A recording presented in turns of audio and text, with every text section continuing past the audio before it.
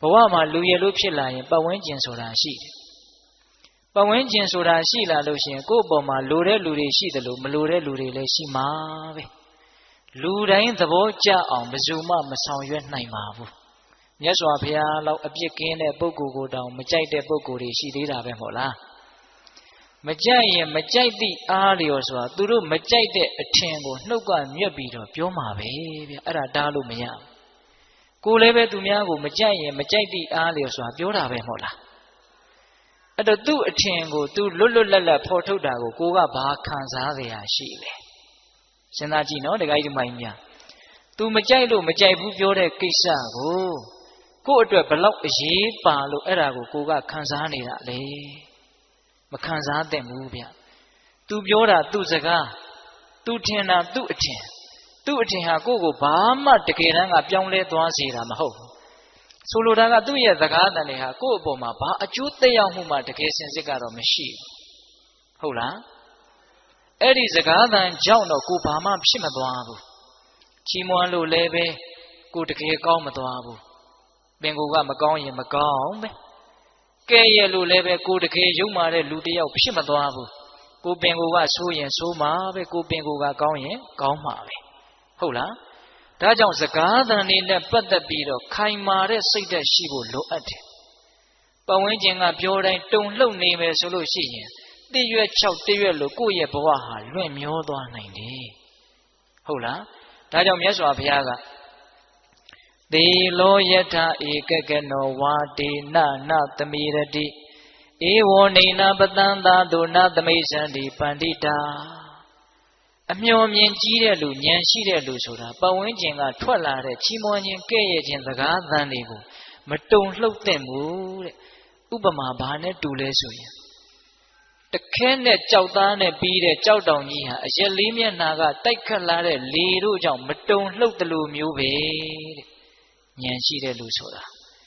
အဲ့ဒါပတ်ဝန်းကျင်ကလေသူများရဲ့နှုတ်ဖျားကနေပြီးတော့အတန်တီးဟူသောလေတွေကတော့ကိုယ်စီကိုတိုက်ခတ်လာမှာပဲလေကိုကအဲ့ဒါတုံလှုပ်နေမယ်ဆိုလို့ရှိရင်ကိုယ့်ရဲ့ဘဝဟာဘာမှခိုင်မာမှုမရှိတော့ဘူး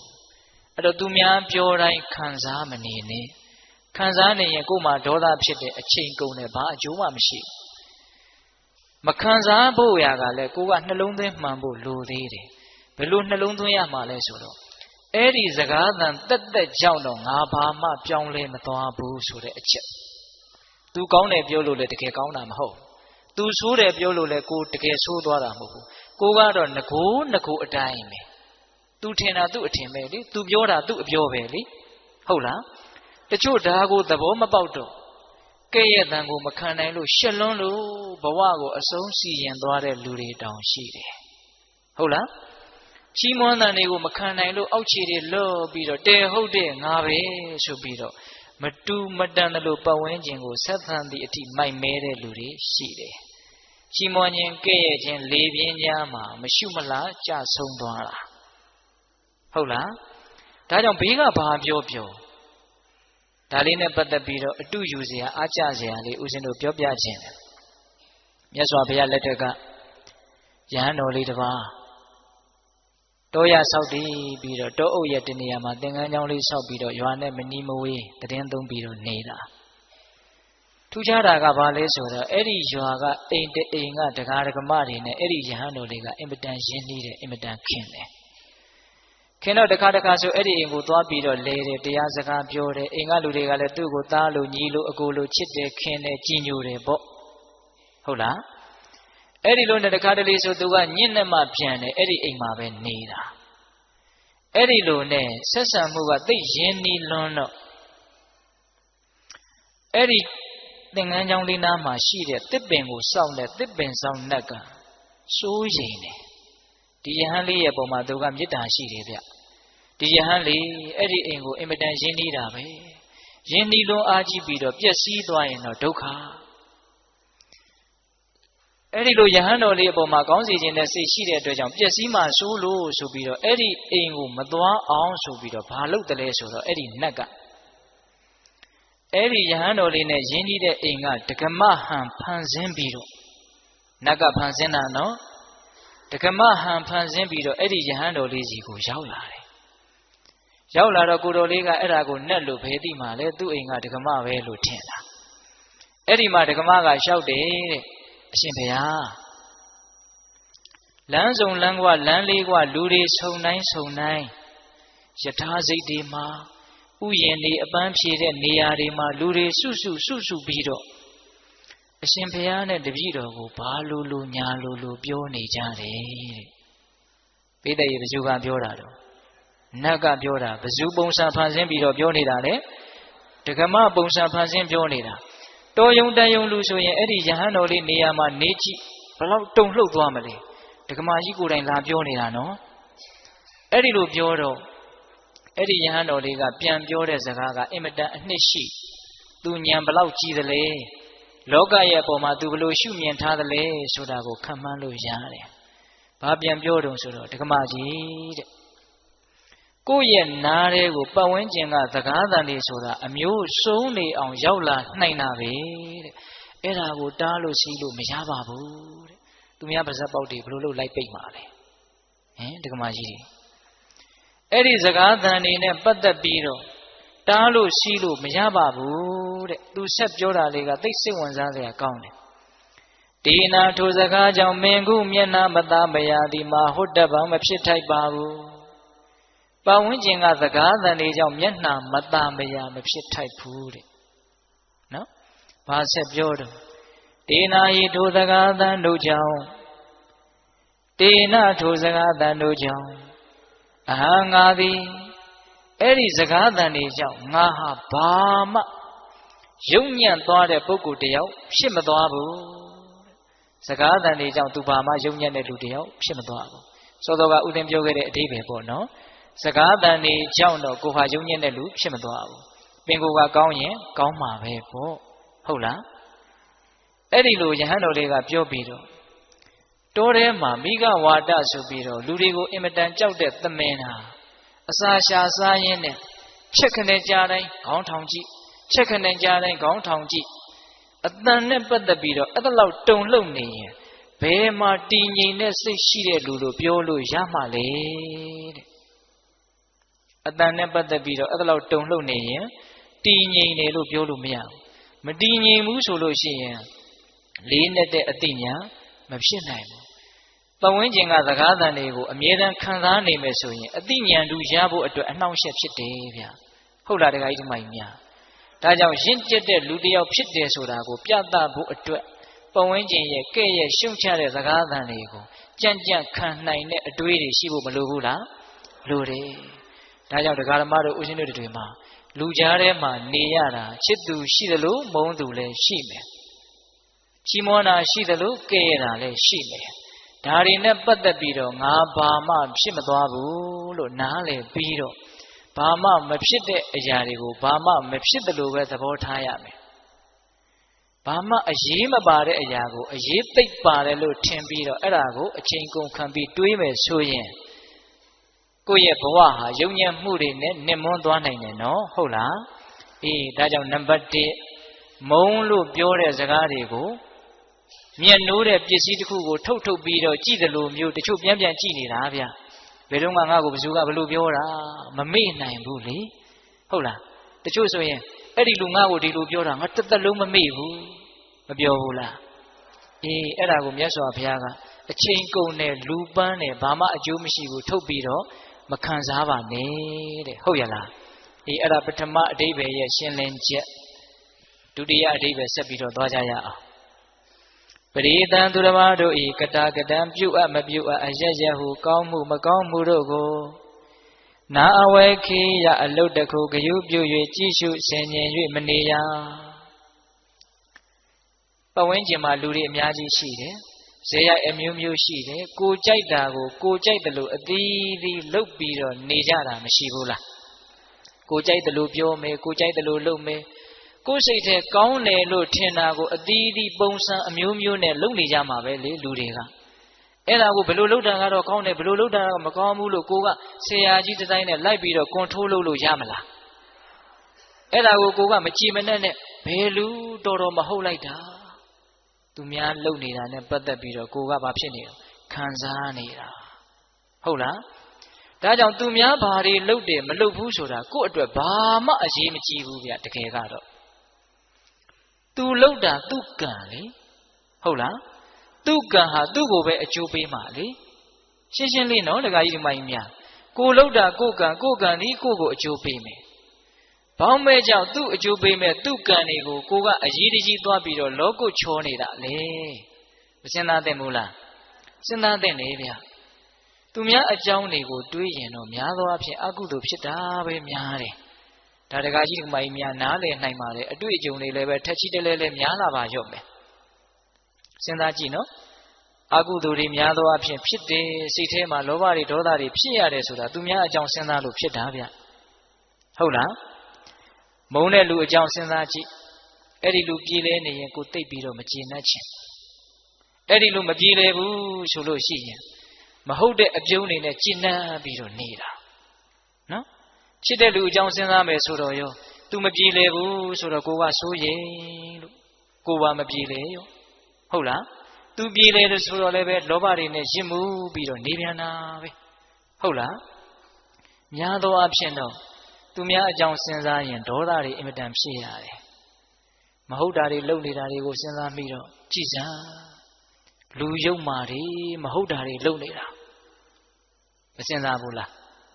အဲ့ဒီလူယုံမာတာမယုံမာတာမသေးကြပါပဲလို့အဲ့ဒီတည်ငါမှအဲ့ဒါလို့တွေးနေတော့ကိုကတော့ယုံမာသွားတာအမှန်ပဲဗျာလူယုံမာတွေလို့စဉ်းစားလိုက်တော့စိတ်ထဲမှာဘာတွေဖြစ်လာလဲဒေါသတွေဖြစ်လာတယ်ဟုတ်လားကောင်းတာတွေလုပ်နေတဲ့လူတွေကိုစဉ်းစားမိတဲ့နေရာမှာတောင်မှအလကားပါကွာထောင်မြင်လို့ရာစွန့်နေတာပါအလကားစိတ်ကောင်းနှလုံးကောင်းနဲ့လုပ်နေတာမဟုတ်ပါဘူးလို့စိတ်ထဲကဒေါသတွေဖြစ်တာရောမရှိဘူးလားရှိတယ်သူများအကြောင်းတွေကလည်းကိုယ့်ရဲ့နားတဲ့စိတ်ထဲကိုပုံစံအမျိုးမျိုးနဲ့ဝင်နေတာဗျသတင်းသားတွေကလည်းဝင်နေ TV တွေကလည်းဝင်နေရေဒီယိုတွေကလည်းဝင်နေသူများအကြောင်းတွေခေါင်းနဲ့အမြင်နဲ့ရောက်မနေဘူးလားရောက်နေတယ်အဲ့ဓာတွေကိုစဉ်းစားရင်နဲ့ကိုတကယ်လုပ်ရမယ့်အလုပ်ကိုအတွက်အင်မတန်အဖို့တန်တဲ့အချိန်တွေဟာအများကြီးဆုံးရှုံးသွားတာမသေးကြဘူးလားအချိန်ဆုံးရှုံးတာမှရိုးဆုံးရှုံးတာမဟုတ်ဘူးအကုသိုလ်တွေဖြည့်ရင်းနဲ့ဆုံးရှုံးသွားတာဟင်တခါကြီးဒီမိုင်းများအဲ့ဒါဟုတ်လားသူများအကြောင်းစဉ်းစားရင်အချိန်ကုန်တာမှရိုးကုန်တာလားအကုသိုလ်ဖြည့်ရင်းနဲ့ကုန်တာလား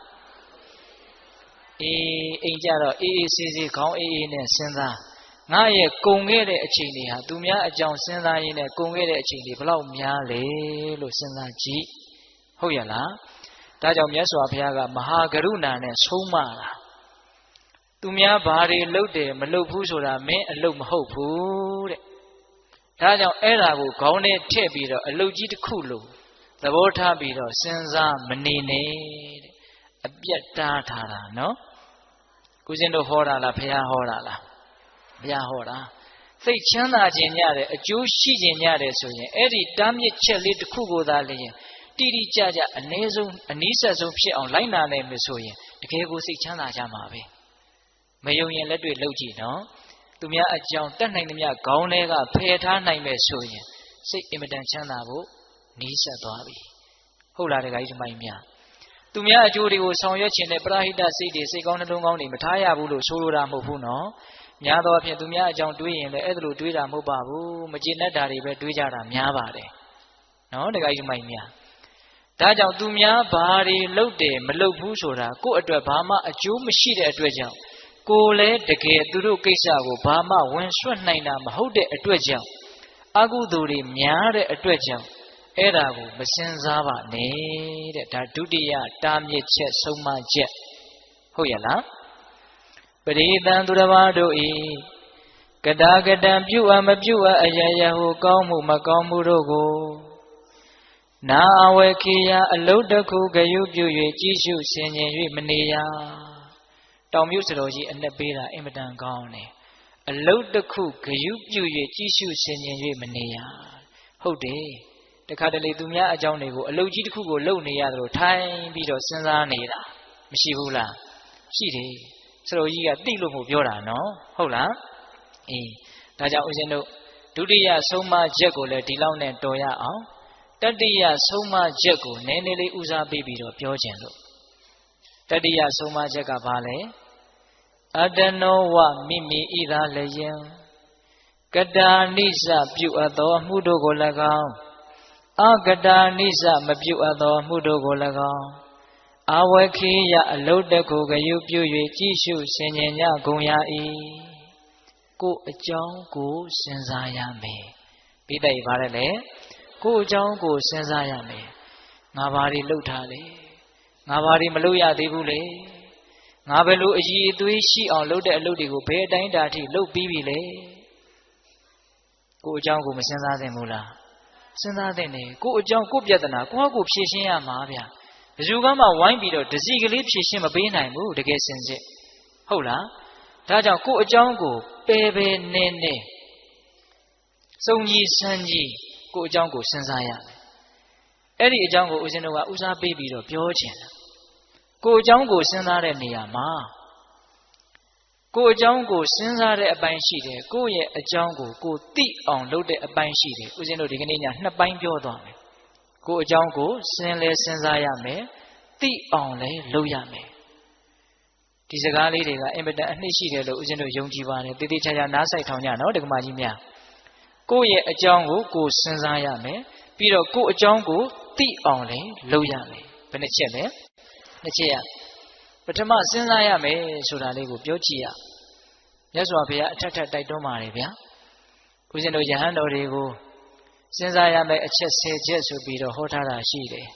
အဲ့ဒီတဲကတစ်ချက်စိတ်ဝင်စားစရာသိကောင်းတယ်ဒကာကြီးဒကမကြီးများနဲ့လည်းပတ်သက်တယ်လို့ထင်တယ်မေငါဤရတိန်ဒီဝါညစ်နေတို့သည်ကထံဘူတတအဘေသူဖြစ်ဖြစ်စဉ်ဝီတိဝတ္တန်ဒီကုံလွန်၍သွားကြကုန်တနီဣတိဤသို့ပပ္ပစိတေနာသာသနာဝန္တန်ရှင်ယဟန်သည်အဘိနံနိညမပြပိစဝခိတဗ္ဗာတိဆင်ញင်တိုက်ကုန်၏ငါရဲ့နေ့တွေရက်တွေဟာဘယ်ပုံစံနဲ့အချိန်ကုန်ခဲ့တာလဲလို့ယဟန်ဖြစ်တဲ့ပုဂ္ဂိုလ်ဟာစဉ်းစားရမယ်စဉ်းစားတာမှအမြဲတမ်းစဉ်းစားရမယ်အဘိနံအမြဲတမ်းစဉ်းစားရမယ်တဲ့ဒကာကြီးဒကာမကြီးများကမစဉ်းစားတတ်ဘူးလားစဉ်းစားတတ်တယ်ငါရဲ့နေ့တွေရက်တွေဘလို့ကုန်ခဲ့တာလဲတနည်းအားဖြင့်ငါရဲ့အသက်တွေဘလို့ကြီးခဲ့တာလဲပြန်စဉ်းစားကြည့်စမ်းအခုအသက်50ရှိပြီဘာတွေမေမေရရကိုယ့်အတွက်ထောက်ထောက်ခံခံဖြစ်မဲ့ကိစ္စတွေဘာတွေလုပ်ထားလဲဘာတွေခိုင်ခိုင်မာမာကို့မှာအသိဉာဏ်တွေရှိပြီလေဝိုးဝါဒရောင်ပေပေရောင်နာနာနဲ့အချိန်ကုန်ခဲ့တာများတယ်ဒီစကားကဘယ်သူကိုပြောလွဲခဲ့ပါတယ်ဗျာဘာကြောင့်လဲဆိုတော့သူလဲတူတူကိုလဲတူတူပဲလေဖြစ်တယ်လို့ပဲနေကြတာဗျာဒကာကြီးဒကာမကြီးများဟုတ်လားအသက်တွေသာကြီးလာတာစိတ်ချရတဲ့ကျင့်တတ်ရတဲ့အားရှိစေတဲ့အသိဉာဏ်တွေရအောင်ဘယ်သူမှမလုပ်ရသေးတာများတယ်လုပ်ပြီးသားလို့အင်မတန်နေတယ်ကိုအားမရတော့မကျင့်တတ်သောလူတွေပဲများတယ်ဗေဒင်ဟောနေတာမဟုတ်ဘူးနော်အတက်ပြောနေတာဦးဇင်းတို့ကဟုတ်လားလူတော်များများဟာကိုအားမရဘဲနဲ့မကျင့်တတ်ဘဲနဲ့နေရတာဒကမကြီးများအဲ့ဒါဟုတ်လားသေချာစဉ်းစားကြည့်နော်ဘာပြုလို့အားမရဘဲနဲ့မကျင့်တတ်ဘဲနဲ့နေရလဲဆိုတော့အားရเสียရှိအောင်ကျင့်တတ်เสียရှိအောင်လုပ်မှမထားပဲကိုစိတ်ကအမှန်သိတယ်ဗျာကို့မှာအားရเสียမရှိဘူးဆိုရင်အားရတဲ့စိတ်ကဖြစ်မှာမဟုတ်ကို့မှာကျင့်တတ်เสียတကယ်မရှိဘူးဆိုရင်ကျင့်တတ်တဲ့စိတ်ကတကယ်ဖြစ်မှာမဟုတ်ဟုတ်ရဲ့လားဒါကြောင့်မြတ်စွာဘုရားကကိုအသက်ဘလို့ကြီးခဲ့တာလဲကိုရဲ့နေ့တွေရက်တွေလတွေဘလို့ကုန်ခဲ့တာလဲဆိုတာကိုလေးလေးနက်နက်စဉ်းစားသမ်းပါအရေးမပါအရာမရောက်တဲ့ကိစ္စတွေနဲ့ကုန်ခဲ့တာများတယ်ဗျဒကမကြီးတွေအဲ့ဒါဟုတ်လားများသောအားဖြင့်တော့သူများအကြောင်းတွေစဉ်းစားရင်းနဲ့အချိန်ကုန်ခဲ့တာအဲ့ဒါတွေကိုပြန်လဲတုံ့ပြန်ရင်းနဲ့အချိန်တွေကုန်ခဲ့တာနှမျိုးစရာမကောင်းဘူးလားဒါကြောင့်မြတ်စွာဘုရားကကိုယ်အကြောင်းကိုစဉ်းစားရမယ်ဘယ်လိုစဉ်းစားရမှာလဲငါဘာတွေလုပ်ပြီးပြီလဲငါဘာတွေမလုပ်ရသေးဘူးလဲအဲ့ဒီအလုပ်ကလည်းဘလောက်အဖိုးတန်တဲ့အလုပ်လဲဘလောက်အဖိုးမတန်တဲ့အလုပ်လဲဒါလည်းပဲအရေးကြီးသေးတယ်နော်အတနောဝမိမိဤသာလျင်ကတာနိစ္စပြုအပ်သောအမှုတို့ကို၎င်းအကတာနိစ္စမပြုအပ်သောအမှုတို့ကို၎င်းအဝခေယအလုတ်တခုကယူပြု၍ကြည့်ရှုဆင်ခြင်ကြကုန်ရ၏ကိုဘာတွေလုပ်ပြီးပြီလဲဘာတွေမလုပ်ရသေးဘူးလဲဆိုတာကိုစဉ်းစားရမယ် စဉ်းစားလိုက်လို့ရှိရင်ကိုယ်အကြောင်းကိုစဉ်းစားရင်နှစ်မျိုးတွေ့မယ်ဗျတရားကိုဦးဇင်းကအစီအစဉ်လေးချပြီးတော့ပြောနေတာနော်ကိုယ်အကြောင်းကိုစဉ်းစားရမယ်သိရမယ်လို့စောစောကနှစ်မျိုးပြောခဲ့တယ်နော်အခုစဉ်းစားရမယ်အပိုင်းကိုပြောနေတာသိရမယ်အပိုင်းကိုမပြောသေးဘူးစဉ်းစားတဲ့အပိုင်းမှာလည်းပဲစဉ်းစားရင်လည်းနှစ်မျိုးတွေ့မယ်ကိုယ်အကြောင်းကိုစဉ်းစားရင်ဘယ်နှမျိုးတွေ့မယ်နှစ်မျိုးတွေ့မယ်အဲ့ဒါကဘာလဲဆိုတော့ကိုယ့်ရဲ့မကောင်းခွက်ကိုယ့်ရဲ့ကောင်းခွက်တနည်းအားဖြင့်ကိုယ့်ရဲ့မကောင်းတာရဲ့ကိုယ့်ရဲ့ကောင်းတာရဲ့ဒီနှစ်မျိုးကိုတွေ့ရမယ်တရားဓမ္မတို့ဦးဇင်းတို့ဆိုတာကောင်းတာရဲ့မကောင်းတာရဲ့ကိုရောမှွေထားတာပဲမဟုတ်လားကောင်းတာကြီးပဲလားမဟုတ်ဘူးဒါမြင်မကောင်းတာကြီးပဲလားမဟုတ်ဘူးကောင်းတာတွေလည်းရှိတယ်မကောင်းတာတွေလည်းရှိတယ်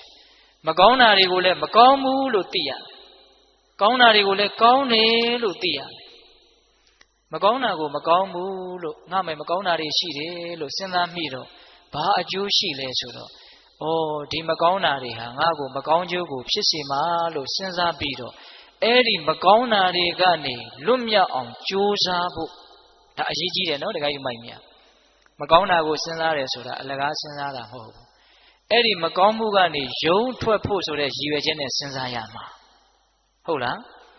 ကောင်းတာကိုစဉ်းစားတယ်ဆိုတာလည်းဘဝင်မြင့်ဖို့စဉ်းစားတာမဟုတ်ဘူးအဲ့ဒီကောင်းတာကိုစဉ်းစားလိုက်တော့ငါတန်တယ်ပဲကောင်းတာတွေလည်းရှိပါလားဆိုတော့ပီတိတွေနဲ့အားဖြစ်လာတယ်အားဖြစ်ဖို့အတွက်စဉ်းစားရတာမကောင်းတာကိုကြတော့ယုံထွက်ဖို့စဉ်းစားရတာကောင်းတာကိုကြတော့ရှစ်ဆက်ဓာတ်တဲ့ကောင်းခြင်းစိတ်တွေပေါက်လာအောင်အားဖြစ်ဖို့စဉ်းစားရတာတူသလားမတူဘူးမြတ်စွာဘုရားကတော့ဥပမာနဲ့ပြောတယ်ဗျာအင်မတန်လှခြင်းပခြင်းနဲ့လူလင်ပြိုလုံးမပြိုကလေးရေမိုးချိုးပြီးတော့ဘာလုပ်တော့ဆိုမှန်ကြည့်မယ်လေမှန်မကြည့်ဘူးလားကြည့်တယ်နော်ဒီလူတွေနေတိုင်းအသက်ကြီးတာကြည့်တယ်မှန်ကတော့နေတိုင်းကြည့်ကြမယ်ထင်ပါလေဒီကမကြီးများမှန်ကြည့်တဲ့နေရာမှာရည်ရွယ်ချက်နှစ်မျိုးရှိတယ်ဗျအမလီဦးစင်းရဲ့မှန်ကြည့်တာများကြီးကြီးကျယ်ကျယ်ရည်ရွယ်ချက်နှစ်မျိုးရည်ရွယ်ချက်တွေဘာတွေများပြောနေရသေးလားလို့မအောင်မင်းနဲ့ရည်ရွယ်ချက်နှစ်မျိုးရှိတယ်ဗျဒီကမကြီးများမှန်နေတိုင်းကြည့်နေတာအဲ့ဒီရည်ရွယ်ချက်ကလေးပြောနိုင်မလားမသိမှန်ကြည့်တဲ့ရည်ရွယ်ချက်နံပါတ်1မျက်နှာပေါ်မှာမတင့်တယ်တာတွေမတက်ရတာတွေမြင်လို့မကောင်းကြည့်လို့မကောင်းတာတွေတွေ့လို့ရှိရင်အဲ့ဒါတွေကိုဖယ်ရှားပစ်ဖို့ဟုတ်လားအညစ်အကြေးတွေမြန်ပေးနေလားမျက်ဝတ်တွေမြန်ထွက်နေလားဟုတ်လားအဲ့ဒါတွေမကောင်းတာတွေရှိနေရင်ဘာလို့ပစ်ဖို့လဲဖယ်ရှားပစ်ဖို့သုတ်သင်ပစ်ဖို့တန်ရှင်းသွားအောင်လုပ်ဖို့အဲ့ဒါပထမရည်ရွယ်ချက်နောက်ဒုတိယရည်ရွယ်ချက်ကဘာလဲဒီကမာကြီးများပြောပါဦးမြတ်ဒုတိယရည်ရွယ်ချက်ကတော့ပိုးပြီးတော့လှတဲ့လှအောင်ပြင်ဖို့ဟုတ်တယ်မဟုတ်လားကြည့်ကောင်းနေတာတွေကိုပိုးကြည့်ကောင်းသွားအောင်လုပ်မယ်လေမျက်လုံးဆိုရင်လည်းမျက်လုံးနဲ့ဆိုင်ရာလှတဲ့လှအောင်ပေါ့နော်တချို့ဆိုရင်မျက်နှာပေါ်မှာအယောင်ကိုစုံလို့လှုပ်ထားလိုက်တာကြည့်ကောင်းမလားဆိုပြီးတော့လှုပ်တာပဲကြည့်ကောင်းမကောင်းဆိုတာတော့တချို့လည်းကြည့်ကောင်းရင်ကောင်းမှာပေါ့ထားပါတော့လေအဲ့တော့ဒုတိယရည်ရွယ်ချက်ကဘာလဲဆိုရင်ပင်ကိုကောင်းနေတာလေးကိုပို့ပြီးတော့ကောင်းတဲ့ကောင်းအောင်လုပ်ဖို့ဒါလေးမပါဘူးလားပါတယ်ဗျပေါ့ပေါ့တန်တန်သဘောမထားနဲ့နော်မြတ်စွာဘုရားအဲ့ဒီတိုင်းပြောတာဗျမှန်ကြည့်တယ်လို့ပဲတဲ့တရားဒီဟုသောမှန်ကိုထောင်းပြီးတော့ကြည်စမ်းပါမကောင်းတာကိုတွေ့လို့ရှိရင်အဲ့ဒီလူလင်မျိုးလုံမပြိုဟာဖယ်ရှားပြစ်တယ်လို့မျိုးအညစ်အကြေးကိုဖယ်ရှားပြစ်ရကောင်းတာတွေ့လာရင်ဒီကောင်းတာလေးရှိတယ်ကောင်းတာလေးဟာချမ်းသာတယ်ဆိုပြီးတော့ကောင်းတဲ့ကောင်းအောင်ကြိုးစားရမယ်မကောင်းတာကိုတွေ့တော့ဖယ်ရှားတယ်ဆိုတာဘယ်လိုစိတ်ဓာတ်မျိုးနဲ့ဖယ်ရှားရမှာလဲဆိုတော့ဘုရားကတော့ဥပမာတွေအမျိုးမျိုးပေးတတ်လွန်းတယ်ဗျာရေမိုးချိုးပြီးတော့ထားတဲ့လူတယောက်ရဲ့လေပင်ကိုမွေသေးကောင်ပုတ်တို့ခွေးသေးကောင်အပိုင်းအစအပုတ်တွေတစ်ခုခုလေပင်ဆွဲပေးတယ်ဆိုလို့ရှိရင်အဲ့ဒါကြီးကိုဆက်စုပ်တဲ့စိတ်ရွံရှာတဲ့စိတ်နဲ့တခါတည်းကိုဖယ်ပစ်ဖို့ကြိုးစားမှာပဲမဟုတ်လားအဲ့ဒါလိုမျိုးစိတ်ထားရမယ်တဲ့မကောင်းတာများတကယ်လို့တွေ့ခဲ့မယ်ဆိုရင်ဒါကိုအကြောင်းကိုစဉ်းစားတဲ့အပိုင်းတွေကိုပြောနေတာနော်မြတ်စွာဘုရားကတော့အမျိုးမျိုးဟောပါတယ်ဦးဇင်းတို့ဒွေတာဝိတကသုတ်တံဆိုတာရှိတယ်ဗျအဲ့ဒီမှာမကောင်းတဲ့အတွေးတွေမကောင်းတဲ့အကြံတွေမကောင်းတာတွေတွေ့ရင်တဲ့မြတ်စွာဘုရားကစဉ်းစားပါတယ်တဲ့ဘယ်လိုစဉ်းစားလဲဆိုတော့ဒီမကောင်းတာကြီးဟာငါအတွက်လည်းအကျိုးမရှိဘူးသူများအတွက်လည်းအကျိုးမရှိဘူးဟုတ်လား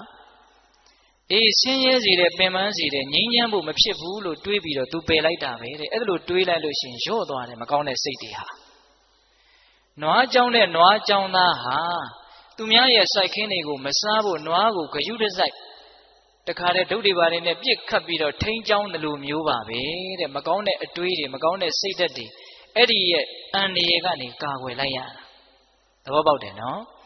အေးဒါကြောင့်မကောင်းတာတွေ့ရင်လွတ်မြောက်ဖို့ဆိုတဲ့စိတ်ကူးနဲ့ကိုယ်အကြောင်းကိုစဉ်းစားရတယ်ကောင်းတာတွေ့ရင်တော့အားဖြစ်ဖို့ဒီစကားလေးလည်းမမေ့နဲ့နော်မကောင်းတာကိုလွတ်မြောက်ဖို့ကောင်းတာကြတော့အားဖြစ်ဖို့အဲ့ဒါလေးနဲ့ပတ်သက်ပြီးတော့ဒကာဓမ္မတို့ဦးဇင်းတို့တွေနီးယူစရာလေးအတုယူစရာလေးဇတ်တော်လေးတစ်ခုပြောပြမယ်ကိုမကောင်းတာကိုကိုမြင်ပြီးတော့ကိုမကောင်းတာကိုသိပြီးတော့အဲ့ဒီမကောင်းမှုကနေယုံထွက်သွားကြတဲ့သူတော်ကောင်းတွေရဲ့အကြောင်းတခုသောဘဝတုန်းကဦးဇင်းတို့ရဲ့ဖရာလောင်ကြီးပစ္စည်းဥစ္စာသိပြီးတော့အင်မတန်ကြွယ်ဝတဲ့တတိယတယောက်ဖြစ်တယ်အိမ်တော်နေပါလေကြာပြီးတော့နောက်တော့လူဘဝနဲ့စင်ကြယ်တဲ့အကျင့်ကိုကျင့်ဖို့မလွယ်ဘူးလို့နားလည်ပြီးတော့ပိုင်ဆိုင်မှုတွေပတ်သက်မှုတွေကိုအကုန်စွန့်ပြီးတော့တောထဲမှာရသေးဝစ်ပြီးတော့နေတာနှစ်ပေါင်းများစွာကတိုင်းပရိကံကိုစူးစမ်းအားထုတ်ပေမယ်လို့ဦးဇင်းတို့ဖရာလောင်ကြီးဇံအဘိညာဉ်မရရှာဒီပြင်ဇတ်တော်တွေထဲဆိုရင်မကြခင်မှာပဲဇံအဘိညာဉ်ရတယ်လို့တွေ့ရတယ်အဲ့ဒီဇတ်တော်မှာမရဘူးဘာကြောင့်မရသလဲဆိုတော့ဦးဇင်းတို့ဘုရားလောင်းကြီးကသူ့ရဲ့အမျိုးမြတ်တာကိုအကြောင်းပြုပြီးတော့မာနအင်မတန်ကြီးတယ်တဲ့ပိဋိဘာကြောင့်ဇံမရတာတော့မာနကြီးလို့တဲ့အဲ့ဒါတိုးထဲမှာတရားတော်အထုတ်နေတာပဲတရားကမရဘူးအဲ့ဒါဒီနေ့တော့ဥပုပ်နေ့ဒီနေ့မှာသူ့ရဲ့ကြောင်းထဲကိုကြောင်းဝင်ထဲကိုတိရစ္ဆာန်၄ကောင်ရောက်လာတယ်အဲ့ဒီတိရစ္ဆာန်၄ကောင်ကဥပုပ်စောက်မယ်ဆိုတဲ့ရည်ရွယ်ချက်နဲ့ရောက်လာတာအခိုက်အတန့်တိရစ္ဆာန်ဖြစ်နေပြီမလို့အဲ့ဒါသူတော်ကောင်းအလောင်းအလျာတွေအဲ့ဒီတိရစ္ဆာန်တွေကပထမဘယ်သူရောက်လာလဲဆိုတော့အရှင်အနုရုဒ္ဓဖြစ်လာမဲ့ခိုကလေးရောက်လာတယ်အဲ့ဒီခိုကလေးကဘယ်နဲ့ကြောင့်ရောက်လာတော့ဆိုတော့အဲ့ဒီဥပုပ်နေ့နန္ဒခင်းမှာသူကအစာရှာတယ်သူ့ခိုမကလေးနဲ့အစာရှာတယ်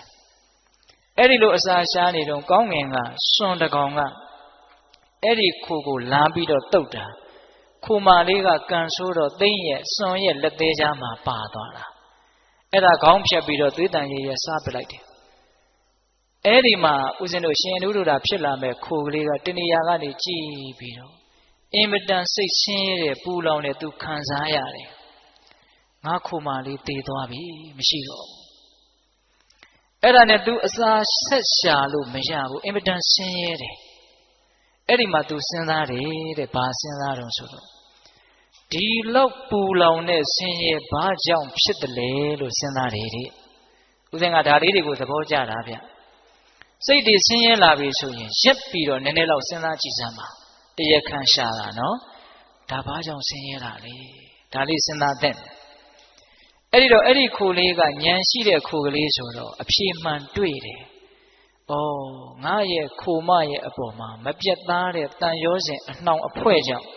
ငါစိတ်ဆင်းရဲရတာကိုစွန်ရဲကြောင့်စိတ်ဆင်းရဲတာလို့ဒီလိုအဖြေမှားမတွေ့ဘူးနော်ခိုမလေးသေလို့စိတ်ဆင်းရဲတာလို့လည်းဒီလိုအဖြေမှားမတွေ့ဘူးနော်ဒီပြင်ခိုမတွေလည်းသေနေတာပဲဗျအဲ့ဒါသေတော့ तू စိတ်ဆင်းရဲလားမဆင်းရဲဘူးဘသူခိုသေလို့ तू စိတ်ဆင်းရဲတာလဲငါခိုသေလို့စိတ်ဆင်းရဲတာအဲ့ဒီငါခိုဆိုတာကိုကစပြီးတော့ဆက်သွယ်မှုတန်ရောစဉ်ပေါ့ဗျာဟုတ်လားအဲ့ဒီတော့အဲ့ဒီတန်ရောစဉ်တဏှာတရားကြောင့် तू စိတ်ဆင်းရဲတာလို့အကြောင်းမှန်ကိုတွေ့တော့ तू အကြောင်း तू စဉ်းစားတာနော်ဒကမကြီးများဒီတဏှာတန်ရောစဉ်ကိုငါပေတတ်မယ်နှိပ်ကွမယ်ဆိုတဲ့စိတ်နဲ့အဲ့ဒါဦးဇင်းတို့ဘုရားလောင်းရဲ့အကြောင်းကိုရောက်လာတာတဲ့သူ့ရဲ့ဥပုသ်ဆောင်ခြင်းရည်ရွယ်ချက်တဏှာတန်ရောစဉ်တွေကိုစွန့်ခွာဖို့နှိပ်ကွဖို့အနိုင်ယူဖို့ဆိုတဲ့ရည်ရွယ်ချက်နဲ့အကြောင်းကိုရောက်လာတာဥပုသ်တွေဥပုသ်ဆောင်ကြတဲ့အခါမှာဒီလိုရည်ရွယ်ချက်လေးတွေရှိတုန်းကရှိခဲ့ဘူးတယ်ဆိုတာလေးကိုသတိထားဖို့မလိုဘူးလားလိုတယ်အဲ့ဒါကခိုးရဲ့ရောက်လာခြင်းအကြောင်းနောက်ထပ်ရောက်လာတာကမွေတကောင်ရောက်လာတယ်အဲ့ဒီမွေကရှင်သာရိပုတ္တရာဖြစ်လာမဲ့မွေသူကဘာလို့ရောက်လာတော့ဆိုတော့တောထဲမှာသူ့နေရာသူနေတာပါပဲအဲ့ဒါအဲ့ဒီရွာနီးနားကလူတွေက တကူလုံးဆွတ်ဆွတ်ဖြူနေတဲ့နွားလားဥတ္တဖကြီးကိုပန်းနေပန်းဆေးရောင်စုံတွေချဲပြီးတော့ပူဇော်ကြတာတဲ့ဗျာဥစီဘုံမောင်းနေတီးပြီးတော့အဲ့ဒါနွားကြီးကလည်းပျော်လွန်းလို့ခုံပေါက်ပြီးတော့တခါလဲဂျိုတွေပါတွေသွေးခွာတွေပါတွေရက်တော့စောစောတုန်းကအိတ်နေတဲ့မွေရဲ့အမီးကိုတက်နေမိတာအဲ့ဒီမှာစိတ်တူပြီးတော့ဒေါသကိုမထိန်နိုင်မဲနဲ့အဲ့ဒီနွားကြီးကိုပေါက်လိုက်တာအဲ့ဒီနွားကြီးဟာအဲ့ဒီနားတင်ပွဲချင်းပြီးသေချတယ်နွားကြီးသေတော့လူတွေကလည်းပဲဟာနွားကြီးသေတယ်ဆိုစိတ်မကောင်းဖြစ်တဲ့လူကဖြစ်ငိုတဲ့လူကငိုဒီလိုဖြစ်တယ်အဲ့ဒါကိုတဏှာကနေမွေကကြည်ပြီးတော့ဩကြည်စမ်းနွားကြီးလည်းသေရတယ်လူတွေလည်းစိတ်မကောင်းဖြစ်ရတယ်ငါလည်းပဲငါလှုပ်ရဲ့အတွက်စိတ်မချမ်းသာဖြစ်ရတယ်ဒီလိုအကျိုးနည်းမှုတွေစိတ်ဆင်းရဲမှုတွေဘာကြောင့်ဖြစ်တာလဲလို့သူကလည်းအကြောင်းရှာတယ်သူအကြောင်းသူတွေးနေတာနော်အဲ့ဒီမှာအဖြေတွေ့တယ်ငါရဲ့ဒေါသငါရဲ့မထိန်နိုင်မသိနိုင်တဲ့ဒေါသအဲ့ဒီဒေါသကြောင့်ငါသူတစ်ပါးနှစ်ဦးသားဆင်းရဲသွားကြတာဒီဒေါသကိုငါနှိပ်ကွမယ်ဆိုပြီးတော့သူကအကြောင်းကိုရောက်လာတာဥပုသ်ဆောင်ခြင်းရဲ့ရည်ရွယ်ချက်လေးတွေကောင်းတယ်နော်ဒီနေရာမှာပြောတာကတော့ကိုယ်အကြောင်းကိုစဉ်းစားကိုယ်မကောင်းမှုကနေကိုယ်လွတ်အောင်ယုံတာဆိုတာလေးကိုပြောနေတာဟုတ်လားနောက်ရောက်လာတာကမြေခွေးရှင်မဟာမောက္ကလံဖြစ်လာမဲ့မြေခွေးဘယ်နဲ့ကြောင့်ရောက်လာလဲဆိုတော့သူကတနေ့အစာရှာထွက်တယ်စင်သေးကြီးတကောင်တွေ့တယ်အဲ့ဒါသူကြိုက်ကြည့်တယ်ဘလို့မှကြိုက်လို့မရဘူးစင်ကြီးကသေးနေတာကြတော့မာတောင်းပြီးတော့နေတာနှာမောင်းကြိုက်လို့မရခြေတော့ကြိုက်လို့မရဗိုက်ကြိုက်လို့မရအဲ့ဒါနဲ့ပေါင်ကြားတဲ့ကိုကြိုက်လိုက်တော့ကြိုက်လို့ရတယ်အဲ့ဒါနဲ့အဲ့ဒီဝိဆမဲ့အပေါက်ကနေပြီးတော့ဗိုက်ထဲကိုဝင်သွားတာအဲ့ဒီမြေခွေးကအဲ့ဒါရေစာရင်သွေးကိုတောက်အစာရှာအစာစားလို့ရှိရင်ကလေးစားတွေကိုစားပြီးတော့အဲ့ဒီထဲမှာပဲအိပ်ပြီးတော့နေတာဗျာအဲ့ဒါနေကြီးကကြစ်ကြစ်တော့ပူတဲ့အခါကျတော့သူဝင်ခဲ့တဲ့အပေါက်ကြီးကရှုံပြီးတော့တဖြည်းဖြည်းနဲ့ပိတ်သွားတာပိတ်သွားတော့မှောင်မဲပြီးတော့သူအဲ့ဒီမှာကြောက်ကြောက်လန့်လန့်နဲ့အတင်းတိုးထွက်တယ်ဘယ်လိုမှထွက်မရဘူးအဲ့ဒါနဲ့အဲ့ဒီထဲမှာသူလန့်ကြောက်ပြီးတော့တရက်နှစ်ရက်သူနေရတယ်အင်မတန်ထွက်ချင်တယ်အဲ့ဒါကံကောင်းတော့မိုးကြီးကပြုံးနဲ့ရွာချတော့အဲ့ဒီအပေါက်ကြီးကပြန်ပွားပြီးတော့ပွင့်သွားတယ်အဲ့ဒါအပေါက်ကြီးကျေအောင်သူမစောင့်နိုင်ဘူးအလောတကောအတင်းတိုးထွက်တာတိုးထွက်တော့အရေခွန်တွေပါတွေစုပ်ပြက်ပြီးတော့အမွှေးတွေပါတွေကျွတ်ပြီးတော့သွေးတန်ရဲရဲနဲ့ကြီးကျယ်တဲ့ဆင်းရဲကိုသူခံစားရတယ်တဏှာရောက်မှအဲ့ဒီဆင်းကြီးကိုသူကြည့်ပြီးတော့ကြည်စမ်းဆင်းရဲလိုက်တာဒီစိတ်ရဲ့ဆင်းရဲကိုယ်ရဲ့ဆင်းရဲဘာကြောင့်ဖြစ်တယ်လဲတဲ့သူအကြောင်းသူစဉ်းစားတာအဲ့ဒီတော့ဘာတွေ့လဲဆိုတော့မစင်မချင်းလိုချင်တဲ့လောဘဘာကိုသွားတွေ့လဲလောဘကိုသွားတွေ့တာဒီလောဘကြောင့်ငါဆင်းရဲရတာဒီလောဘကိုငါနှိပ်ကွမယ်ဆိုပြီးတော့သူကအကြောင်းကိုရောက်လာတာနောက်ထပ်စတုထ္ထမြောက်ရောက်လာတာကဝက်ဝင်ကြီးရှင်မဟာကတ္တပဖြစ်လာမဲ့ဝက်ဝင်ကြီးဘယ်နဲ့ကြောင့်သူကရောက်လာလဲဆိုတော့သူ့တောထဲမှာစားလျာတွေတလောက်များနေတာကိုသူကဘယ်လိုစဉ်းစားလဲဆိုတော့လူတွေနေတဲ့ရွာတဲ့ရက်ထဲကိုသွားပြီးတော့အစာရှာရရင်ကောင်းကောင်းမွန်မွန်ဘာလေးများတွေ့မလဲမသိဘူးဆိုပြီးတော့လူတွေနေတဲ့ရွာထဲကိုသွားပြီးတော့အစာရှာတာအဲ့ဒီမှာလူတွေကဒုတ်တွေခဲတွေဓာတ်တွေနဲ့သူ့ကိုလိုက်ကြတာဝက်ဝင်ကြီးဆိုပြီးတော့စားမယ်ဆိုတော့လိုက်တာအဲ့ဒါဝက်ဝင်ကြီးပြေးရတယ်ပြေးရင်းနဲ့ပေါက်လိုက်တဲ့ခဲတလုံးကသူ့ရဲ့ခေါင်းကိုမှန်းပြီးတော့ခေါင်းဟက်တက်ကွဲတယ်သွေးဆက်လက်နဲ့ဆက်ပြေးတယ်ကံကောင်းတော့လွတ်သွားတယ်အဲ့ဒါတိုးတဲ့ရောက်တော့သူထိုင်ပြီးတော့စဉ်းစားတယ်ခွေးပြေးဝက်ပြေးသေပြေးရှင်ပြေးပြေးခဲ့ရတာသွေးတွေလည်းထွက်လို့ဒီဆင်းရဲဘာကြောင့်တွေ့တယ်လဲလို့သူစဉ်းစားတယ်တဲ့စဉ်းစားတော့စာထဲကသုံးနှုံထားတယ်ဗျာအတိလောဘတဲ့ပိဋကရပါတဲ့တော့အတိလောဘဆိုတာကရှိတဲ့ရှိတိုက်တဲ့လောဘထက်ပိုပြီးတော့လွန်ကဲတဲ့လောဘပေါ့ဗျာဟုတ်လားစာဝတ်နေရေးမှာမပြည့်စုံတဲ့လူကကားစီးကျင်တာမျိုးဖြစ်ခြင်းဖြစ်မယ်ပေါ့ဟုတ်လားအေးအဲ့လိုမျိုးကိုယ်နဲ့မတန်မရာတွေမှန်းပြီးတော့စိတ်ရဲ့ပူလောင်မှုကိုကြံ့ကြံ့ဖန်ဖန်ယူကြတဲ့လူတွေအတိလောဘဒါမျိုးပြောတာနော်အဲ့ဒီအတိလောဘကြောင့်ငါဆင်းရဲတာလို့ဝက်ဝင်ကြီးကသိတော့အဲ့ဒီအတိလောဘကိုနှိပ်ကွမယ်ဆိုပြီးတော့ကျောင်းကိုရောက်လာတာတိရစ္ဆာန်၄ကောင်ရောက်လာတယ်နော်အဲ့ဒီနေ့မှာပဲထူးထူးခြားခြားဦးဇင်းတို့ဘုရားလောင်းကြီးကဇံအဘိညာဉ်ရတယ်ဘာကြောင့်ရတယ်လဲဆိုတော့သူ့ရဲ့မာနကိုနှိပ်ကွနိုင်လို့ အဲ့ဒါသူတယောက်တည်းနဲ့နှိကွတ်တာတော့မဟုတ်ဘူးဗျအကြောင်းအထောက်ပံ့အရှင်ပြည့်စေကဗုဒ္ဓတပါးကလာပြီးတော့ကူညီတာနန္ဒမူလှိုင်ကူမှာတရင်သုံးတော်မူတဲ့ပြည့်စေကဗုဒ္ဓမြတ်တေတဲကတပါးလှမ်းပြီးတော့ကြည့်တဲ့အခါကျတော့ဘုရားလောင်းကိုမြင်တယ်ကြည်စမ်းမြင်းကောင်းခွာလိပ်ပန်းကောင်းအညွန့်ကျိုးဖြစ်နေတာဉာဏ်ပညာကြီးကျယ်ပါလဲကင်တယ်မာနကရှေ့ကခံနေလို့ဇံပင်ကြီးမရရှာဘူးငါသွားပြီးတော့ကူညီမယ်ဆိုပြီးတော့ပြည့်စေကဗုဒ္ဓအရှင်မြတ်ကကောင်းကင်ခကြီးကနေဇံရင်စီးပြီးတော့ကြွလာတာအဲ့ဒါဦးဇင်းတို့ဘုရားလောင်းကြီးကသင်္ကန်းကျောင်းလေးထဲမှာနေနေတာကျောင်းရဲ့ဘေးမှာခင်းထားတဲ့ကြောက်ဖြာကြီးပေါ်မှာအဲ့ဒီရှင်ပြည့်စေကဗုဒ္ဓအရှင်မြတ်ကတရင်သုံးတယ်ရှောတီသင်္ကန်းတန်ကြားတော့ဘုရားလောင်းယတိကကျောင်းထဲကနေထွက်လာကြည်စမ်းငါနေရာကိုငါမပေးဘဲနဲ့ပိုင်စိုးပိုင်နဲ့ဝင်ပြီးတော့ထိုင်နေလိုက်တာပင်ကိုကမှမာနကခက်ကြီးကြီးဆိုတော့ပြုံးကနေသူ့ကိုဥထိတ်မထားရမလားဆိုတဲ့အတွေ့ဖြစ်ကောင်းဖြစ်မယ်ပေါ့နော်အဲ့ဒါသူ့အင်မတန်စိတ်တူတယ်ဘုရားလောင်းကြီးအဲ့ဒါပြည့်စေကဗုဒ္ဓအရှင်မြတ်ကြီးရှိကိုသွားပြီးတော့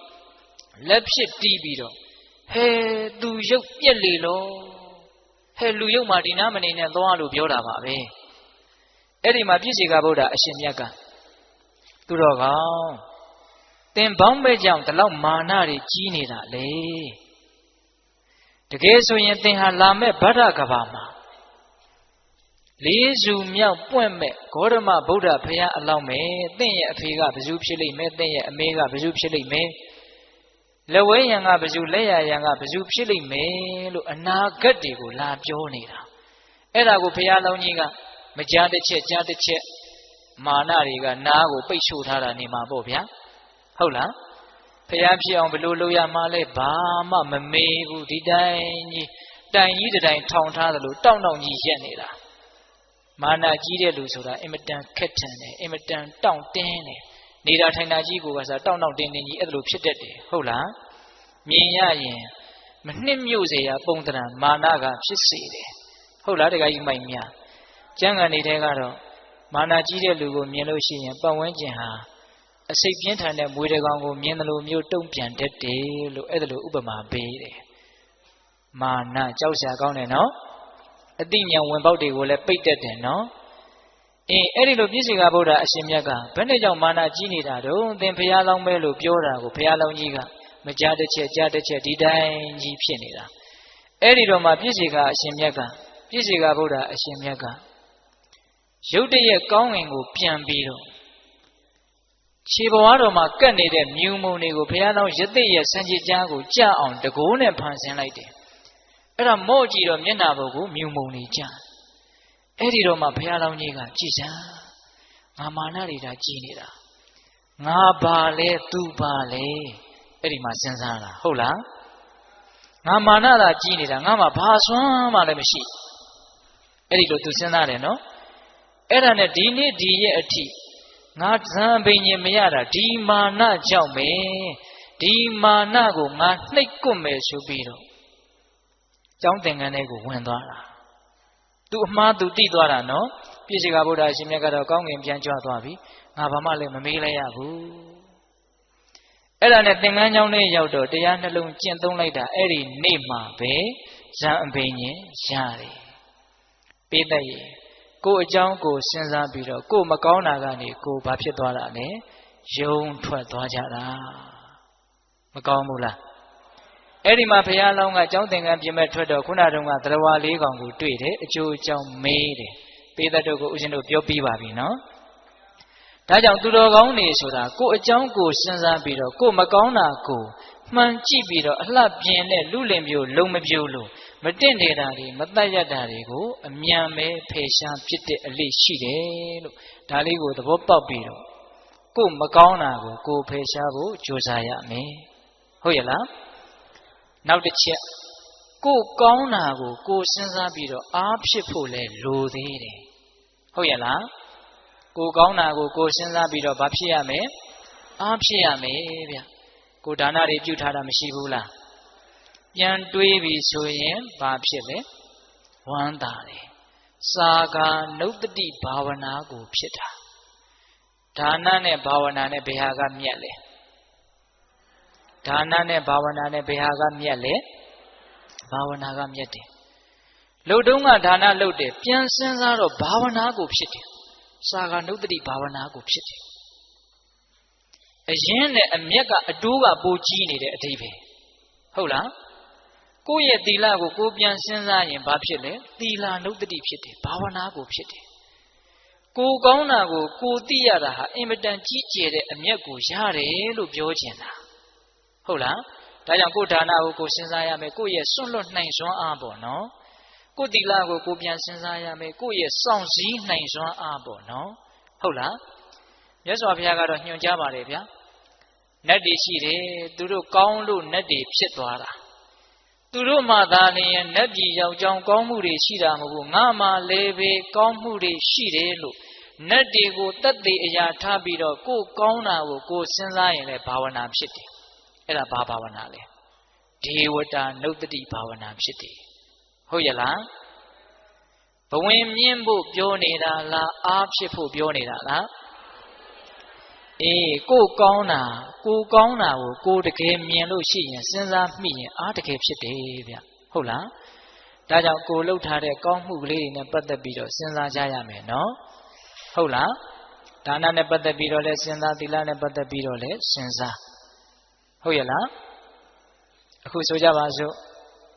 ဓမ္မဒါနအလှရှင်များဒါဥစဉ်ကရှေ့ကမြင်နေတော့ပြောခြင်းစိတ်ပေါက်သွားတယ်ကိုလှုပ်လိုက်တဲ့ဒီလှုပ်ရကြောင့်တရားနာနေတဲ့ပုဂ္ဂိုလ်တွေဒီခွေကနေတစ်ဆင့်နာကြမဲ့ပုဂ္ဂိုလ်တွေအများကြီးအသိဉာဏ်တိုးတယ်လို့ကိုလှုပ်ရက်ကိုကိုစဉ်းစားလိုက်ရင်စိတ်ထဲမှာအားမဖြစ်ဘူးလားအဖြစ်တယ်အသိဉာဏ်ကိုဝေတာဗျတန်ဖိုးအရှိဆုံးကိုပေးတာဗျပစ္စည်းတွေအများကြီးပုံပေးတာတဲ့အသိဉာဏ်ကိုပေးတာကမြတ်တယ်ဗျဟုတ်ရဲ့လားဘာကြောင့်လဲဆိုတော့အသိဉာဏ်ဆိုတာတန်ဖိုးဖြတ်လို့မရဘူးပစ္စည်းဆိုတာတန်ဖိုးဖြတ်လို့ရတယ်ပစ္စည်းဆိုတာကုံသွားတဲ့သဘောရှိတယ်အသိဉာဏ်ဆိုတာကုံသွားတဲ့သဘောမရှိဘူးလူသာသေးသွားတဲ့နောက်ဘဝထိဆက်တယ်အသိဉာဏ်ကအဲ့ဒီအသိဉာဏ်ဆက်သွားတာကိုပဲပညာပါရမီတွေထူးတယ်လို့ပြောတာပစ္စည်းဆိုတာအလွန်ဆုံးခံဒီတဘဝပဲနော်ဒါကြောင့်ပစ္စည်းတဲ့အသိဉာဏ်ကအစစအရာရာအကြီးအသွေးတာတဲ့အတွက်ကြောင့်ပစ္စည်းကိုပေးတာတဲ့တရားအသိဉာဏ်ကိုပေးတာဟာမနှိုင်းစာနိုင်လောက်အောင်အကျိုးကြီးတယ်အဲ့ဒါလို့ကိုယ့်လုပ်ရက်ကိုကိုပြန်စဉ်းစားဖို့မလိုဘူးလားအဲ့ဒီလိုစဉ်းစားရင်ဘာဖြစ်မလဲအားဖြစ်တယ်အားဖြစ်တယ်ဒီနေရာမှာတော့ဦးဇင်းတို့ကကိုယ်တီလာကိုစဉ်းစားပြီးတော့ကိုယ်တီလာကိုမြင်ပြီးတော့အားဖြစ်သွားရဲ့အားဖြစ်သွားတဲ့ယဟန္တာမထေရမြတ်ကြီးတစ်ပါးအကြောင်းကိုအချင်းချုပ်ပြောပြမယ်ကိုအကြောင်းကိုစဉ်းစားလို့အကျိုးရှိပုံတွေပြောနေတာနော်စောတော်တုန်းကသူများအကြောင်းတွေစဉ်းစားလို့အကျိုးရုပ်ပုံတွေပြောခဲ့ပြီနော်ဟုတ်လားအခုကိုအကြောင်းကိုစဉ်းစားလို့အကျိုးရှိပုံကလေးမြတ်စွာဘုရားလက်ထက်ကယဟန်တော်တစ်ပါးသုံးတယ်သောသင်္ကန်းတစ်လုံးသောတပိတ်ဆောင်ပြီးတော့တရားနှလုံးကျင့်သုံးမယ်ဆိုပြီးတော့နေရာရှာတာတောဆက်တနေရာရွာနဲ့မနီးမဝေးမှာဂူကြီးတစ်လုံးတွေ့တယ်အဲ့ဒါနဲ့အဲ့ဒီဂူကြီးတဲကိုဝင်ကြည့်တော့ဟာဟန်ရလိုက်တာလေလုံမိုးလုံဈဉ္ဉံလျှောက်ဖို့လည်းသိကောင်းတာပဲဆိုပြီးတော့ယဟန်တော်ကအဲ့ဒီဂူထဲမှာနေမယ်ဆိုပြီးတော့နေရာယူတယ်အဲ့ဒါနေလိုက်တော့ဝမ်းမြောက်ဝမ်းသာပဲတရက်ပြီးတရက်ပီတိတွေဖြစ်လို့ဒါပေမဲ့ဝမ်းမသာနိုင်တဲ့တယောက်ရှိတယ်အဲ့ဒါကဘာလဲဆိုတော့အဲ့ဒီဂူကိုစောင့်တဲ့ဂူစောင့်နတ်သမီးကဝမ်းမသာဘူးအစကတော့သူကဒီယဟန်တော်ကတရက်နှစ်ရက်နေမှနဲ့တူပါရဲ့ဆိုပြီးတော့သားလေးသမီးလေးလက်ဆိုတော်တဲ့တစ်ပင်မှာနေတာယဟန်တော်ပြန်မဲ့အချိန်ကိုစောင့်နေတာယဟန်တော်ကသီလရှိတော့သူကအဲ့ဒီဂူထဲမှာမနေနိုင်ဘူးသီလရှိတဲ့ယဟန်ရဲ့အပေါ်မှာအဲ့ဒီနတ်ကမနေနိုင်ဘူးမနေနိုင်တော့သူထွက်ခွာပေးရတယ်ထွက်စီခြင်းလာပြီပြန်စီခြင်းလာပြီတရက်နှစ်ရက်နေမှနဲ့တူပါရဲ့လို့အောက်မိနေတာအဲ့ဒါယဟန်တော်ကဒီဝါတွင်တရင်လုံးဒီမှာတရင်သုံးမယ်လို့လဲတန်တိဋ္ဌံချလိုက်ရောအဲ့ဒီနတ်ကလုံးဝမကျေနပ်တော့ဘူးအဲ့ဒီနတ်သမီးကအဲ့ဒါနဲ့ဘာလုပ်လဲဆိုတော့ဒီယဟန်ကိုသူနှင်ထုတ်ခြင်းတယ်ဒါပေမဲ့ယဟန်ကိုနှင်ထုတ်เสียရလက်ဆုပ်လက်ကင်ပြုเสียရအပြစ်အနာအစာကတခုမှမရှိဘူးဖြစ်နေတယ်တကယ်လို့အဲ့ဒီယဟန်ကသီလထိုက်တဲ့လောက်ပျက်စီးနေမယ်ဆိုရင်အဲ့ဒါကိုထောက်ပြီးတော့အဲ့ဒီယဟန်ကိုဂူထဲကနေအဲ့ဒီနတ်သမီးဟာနှင်ထုတ်ပါဒါပေမဲ့အဲ့ဒီယဟန်ကသီလကအဲ့ဒါလောက်စင်ကြဲနေတယ်သူနှင်ထုတ်လို့မရဘူးဖြစ်နေတယ်အဲ့ဒါနဲ့ယဟန်ကိုသီလပျက်စီးအောင်ဆိုပြီးတော့အကောက်ကြံတယ်အဲ့ဒီနတ်သမီးကဘယ်နဲ့လုပ်တယ်လဲဆိုတော့ အဲ့ဒီယဟန်ဆုံးခံတဲ့အိမ်ကကလေးတယောက်ကိုဝင်ပူးတယ်အဲ့ဒီနတ်သမီးကဝင်ပူးတော့ဝူဝါဝါအဲ့လိုပူးပြီးတော့ရှောက်ပြောနေတော့ဒကာကြီးဒကာမကြီးများကဟာဘာဖြစ်လဲမသိဘူးအဲ့ဒီမှာပူးနေတဲ့အဲ့ဒီနတ်ကပြောတယ်တင်တို့ဆွန်းလောင်းနေတဲ့ဂူထဲမှာတရင်သုံးတဲ့ယဟန်တော်ကြီးကရှိန်ကိုလေးနင်းနေလောက်တောင်းပြီးတော့ကျွေးလိုက်ရင်ငါထွက်သွားမယ်အဲ့ဒါဆိုယောဂပြောက်ဟာကျုပ်တို့ကိုးကွယ်တဲ့ဘုန်းကြီးကရှေးကူတဲ့ဘုန်းကြီးမဟုတ်ဘူးဒါကြောင့်မို့လို့ရှိန်ကိုလည်းရှိမှာမဟုတ်ဘူးရှိန်ကိုမရှိရင်ຫນွယ်ကြိုလေးနင်းနေလောက်သွားတောင်းကြည့်ဘုန်းကြီးဆိုတာဆေးမကူကောင်းဘူးလေဘုန်းကြီးကိုဆေးဆရာဖြစ်အောင်လုပ်ပြီးတော့သီလပျက်စီးအောင်အကောက်ကျမ်းနေတာအဲ့ဒီနတ်သမီးကအဲ့ဒီလိုပြောတဲ့အခါကျတော့အဲ့ဒီပူးနေတဲ့နတ်သမီးကဘာဆက်ပြောတော့ဆိုတော့အဲ့ဒါလို့ဆိုရင်မြတ်ဖန်ကအဲ့ဒီယဟန်တော်ဆွမ်းခံကြွလာတဲ့အခါခြေစည်းရည်ပြင်မှာခြေဆေးပြီးတော့အဲ့ဒီခြေစည်းရည်ကိုခွက်နဲ့ခံပြီးတော့တင့်ရဲ့သားရဲ့ခေါင်းကိုလောင်းမယ်ဆိုရင်ယောဂပျောက်စေရမယ်သူဖန်ဆားထားတဲ့ယောဂပေါ့ဗျာအဲ့ဒီလိုပြောတော့ဒကာကြီးဒကာမကြီးများအဲ့ဒါလောက်တော့ဖြစ်ပါတယ်ဆိုပြီးတော့နောက်နေ့ယဟန်တော်ကြွလာတော့အဲ့ဒီလိုပြောတော့နတ်ကခွာသွားရောပေါ့ဟုတ်လားနောက်နေ့ယဟန်တော်ကြွလာတော့အဲ့ဒီယဟန်တော်ရဲ့ခြေထောက်အစုံကိုရေဆေးပြီးတော့အောက်ကခြေသေးရေခံထားတယ်ခံထားပြီးတော့သူ့သားရဲ့ခေါင်းကိုလောင်းပေးတယ်ယဟန်တော်ကတော့ဘာလို့လုံမှန်းတော့မသိပါဘူးခြေသေးရေယူတော့ယူသွားပေါ့သူဘာမှမသိပဲကိုဟုတ်လား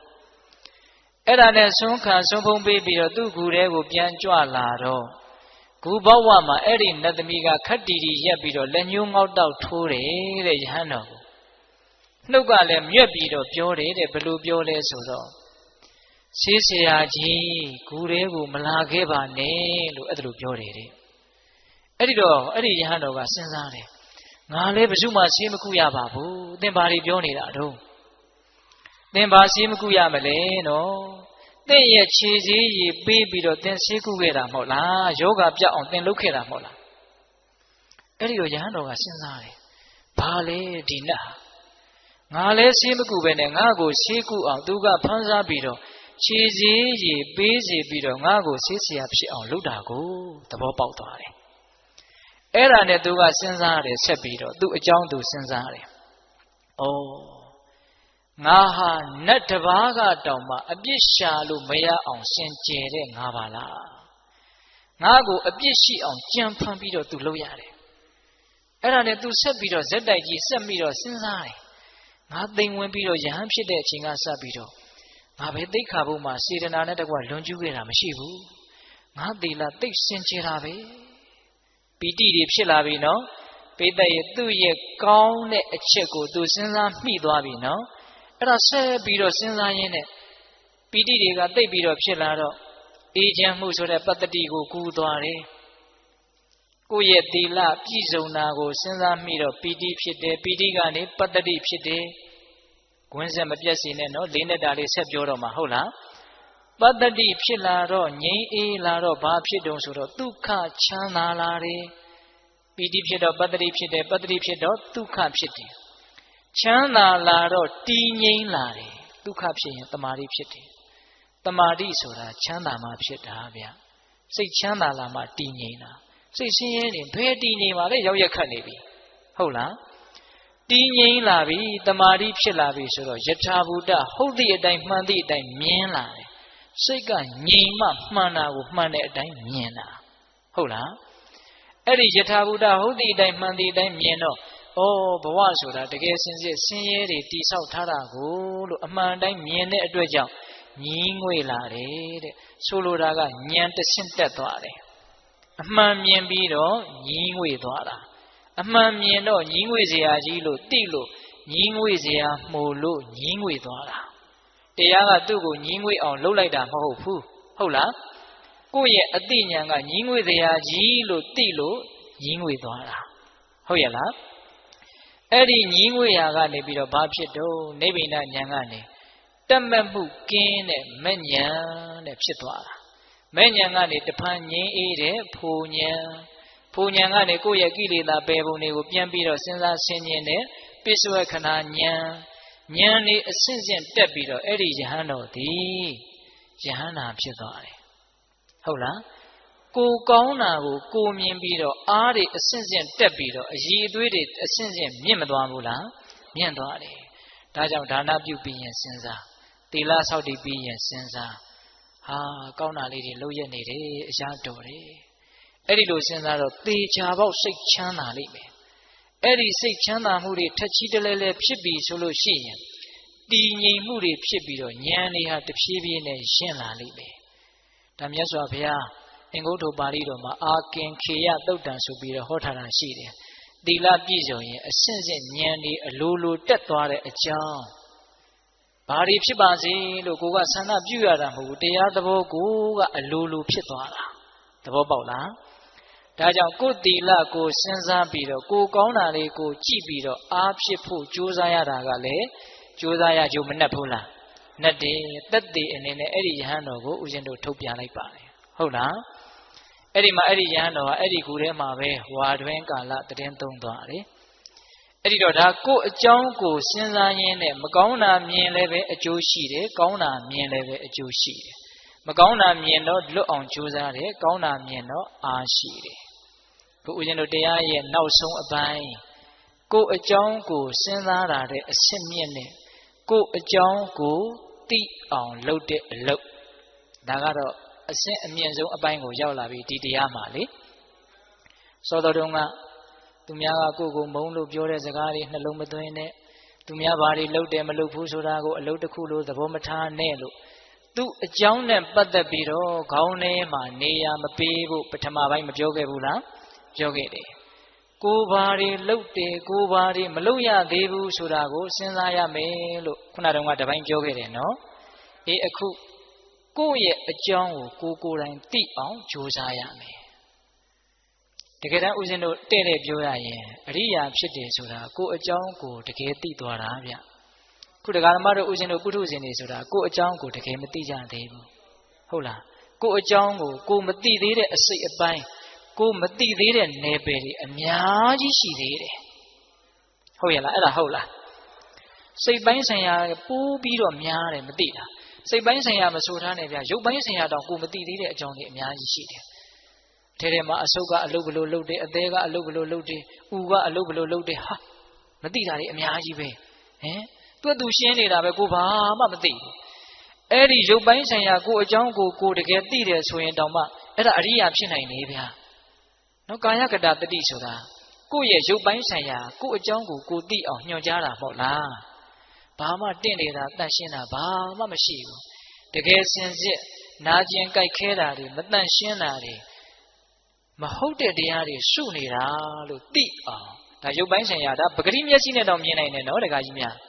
ဒါကိုယ့်အကြောင်းကိုသိအောင်လုပ်ရတဲ့အလုပ်ဟာဘယ်လောက်အကျိုးကြီးတယ်လဲဆိုတာပြောပြတာစိတ်ပိုင်းဆိုင်ရာနာမ်ပိုင်းဆိုင်ရာခံစားမှုပိုင်းဆိုင်ရာတွေမှာပိုးရှုပ်ထွေးတယ်မသိသေးတာတွေအများကြီးပဲအဲ့တော့ကိုယ်အကြောင်းကိုသိလို့ရှိရင်တရားဓမ္မတို့ဦးဇင်းတို့တွေကိုယ်အခက်အခဲကိုလွတ်ငြိမ်းအောင်လုပ်လို့ရတယ်ကိုယ်အကြောင်းမှာကိုမသိဘူးဆိုရင်ကိုယ်အခက်အခဲကိုဘယ်လိုလုပ်လွတ်အောင်လုပ်လို့ရမလဲခုတရားဓမ္မတို့ဦးဇင်းတို့တွေလူတိုင်းမှာအခက်အခဲကိုစီရှိတယ်နော်ရှိတယ်နော်တရားကြီးများဟုတ်လားအဲ့ဒါကိုအမှန်တိုင်းသိရမယ်အဲ့တော့အဲ့ဒီအခက်အခဲအဲ့ဒီအကျက်တဲတွေကိုပြေးလဲခြင်းနဲ့ဆိုရင်ကိုယ်အကြောင်းကိုသိအောင်ကြိုးစားရမယ်ဒါကဟောဟာရတစ်မျိုးနဲ့နားလည်အောင်ပြောတာတကယ်စင်စစ်ကိုယ်အကြောင်းကိုသိအောင်ကြိုးစားတယ်ဆိုတာတတိပဋ္ဌာန်တရားကိုအားထုတ်ရတယ်လို့ပြောတာပါပဲဟုတ်လားကိုတတိပဋ္ဌာန်တရား၄ပါးရှိတယ်လေရုပ်ပိုင်းဆိုင်ရာကိုသိအောင်ကြည့်ပြီးတော့သိအောင်လုပ်နေတဲ့တတိပဋ္ဌာန်ဟုတ်လားကာယ ानु ပတနာတတိပဋ္ဌာန်နောက်ဝေဒနာပိုင်းဆိုင်ရာသိတယ်နောက်စိတ်ပိုင်းဆိုင်ရာသိတယ်နောက်တရားသဘောဆိုင်ရာသိတယ်ကာယဝေဒနာစိတ်ဓာတ်ဓမ္မဟုတ်လားအဲ့ဒီမှာယုတ်ကပထမဦးဆုံးသိထင်ရှားတဲ့အတွက်ကြောင့်ပထမဦးစွာယုတ်ပိုင်းဆိုင်ရာကိုအရင်သိအောင်ကြည့်တဲ့အလုပ်ကိုအရင်လုပ်ရတယ်အာနာပါနဝင်လေထွက်လေကိုမှတ်မယ်ဟုတ်လားထိုင်ရင်ထိုင်တယ်လို့သိမယ်သွားရင်သွားတယ်လို့သိမယ်ဟုတ်လားပူရင်ပူတယ်လို့သိမယ်အေးရင်အေးတယ်လို့သိမယ်ဘယ်သူအကြောင်းဘယ်သူသိနေတာလဲကိုယ်အကြောင်းကိုသိနေတာသိပါများလာရင်ဉာဏ်ကထက်လာတာရှေ့ဆက်ပြီးတော့အဲ့ဒီလိုရုပ်ပိုင်းဆိုင်ရာကိုသိပါများလာရင်ဦးဇင်းတို့အကျေကြီးပြောရင်တရားရှည်သွားမယ်နော် ရုပ်ပိုင်းဆိုင်ရာကိုသိပါများလာရင်စိတ်ပိုင်းဆိုင်ရာနာမ်ပိုင်းဆိုင်ရာကိုတဖြည်းဖြည်းနဲ့သိလာတယ်စိတ်ဟာရုပ်ထက်ပိုပြီးတော့သိဖို့ခက်ခဲတယ်ဗျအဲ့ဒီမှာစိတ်ပိုင်းဆိုင်ရာဘာတွေသိလာမလဲဆိုလို့ရှိရင်ကိုယ့်ရဲ့မကောင်းတဲ့စိတ်ဓာတ်ကလေးတွေကိုသိလာတယ်လောဘတွေဖြစ်လာတာသိလာတယ်ဒေါသတွေဖြစ်လာတာသိလာတယ်တခါတလေကြတော့လည်းပဲအလောဘအဒေါသကောင်းမြတ်တဲ့စိတ်ကလေးတွေဖြစ်တာလည်းရှိလို့အဲ့ဒါလည်းသိလာတယ်သိရင်ဘာအကျိုးရှိမှလဲလို့ဒါလေးဆက်ပြီးတော့စဉ်းစားကြည့်လောဘဒေါသမောဟတွေကိုမြင်မှများသိပါများလာတော့လောဘဖြစ်ရတာဟာအင်မတန်ပင်ပန်းတကူလို့ကိုယ့်ကိုသိလာတယ်နောက်တခါကြီးများဟုတ်လားဒေါသဖြစ်တာကိုသိလာပါများတော့ဒေါသဖြစ်ရတာဟာအင်မတန်ပူလောင်တကူအင်မတန်အကျိုးနည်းတကူလို့ကိုယ့်ကိုသိလာတယ်ပိဋကသူများပြောလို့သိတာလားကိုယ်တိုင်လက်တွေ့ကိုသိတာလားမတည့်တဲ့အစာကိုစားပြီးတော့ကိုယ့်ကိုအနေခက်လာတဲ့အခါမျိုးကြုံဘူးလားကြုံဘူးတယ်နော်ကိုမတည့်တဲ့အစာကိုစားပြီးတော့အနေခက်လာတယ်တော်တော်ကြောက်သွားတယ်ဒီအစာကိုလေကိုယ်တိုင်လက်တွေ့မကြုံခင်တုန်းကတော့သူများကပြောတယ်ဟာဘယ်အစားအစာနဲ့ဘာနဲ့ရောစားရင်မတည့်ဘူးဟာတော်တော်ဆိုးတာပဲသိခံစားချက်မရှိကိုယ်တိုင်စားလို့ကိုယ်တိုင်မတည့်လို့ကိုယ်တိုင်ခံစားလိုက်ရပြီဆိုတော့မသိဘူးလားသိတယ်အခုတရားတွေကစာအုပ်တွေထဲမှာလည်းအများကြီးရှိတယ်ဘုန်းကြီးတွေလည်းအများကြီးဟောနေတာပဲလေအခုကိုယ်အကြောင်းကိုသိတယ်ဆိုတာကကိုယ်တရားကိုကိုယ်ပြန်နာတာဒီတိုင်ဘာလို့တယ်ကိုယ်တရားကိုကိုယ်ပြန်နာတာလောဘဒေါသဖြစ်တာကိုမိအောင်ဖမ်းကြည့်လောဘဖြစ်စေဒေါသဖြစ်စေလေးကိုမိအောင်ဖမ်းကြည့်ဖြစ်မှန်းသိကြည့်သိကြည့်ရင်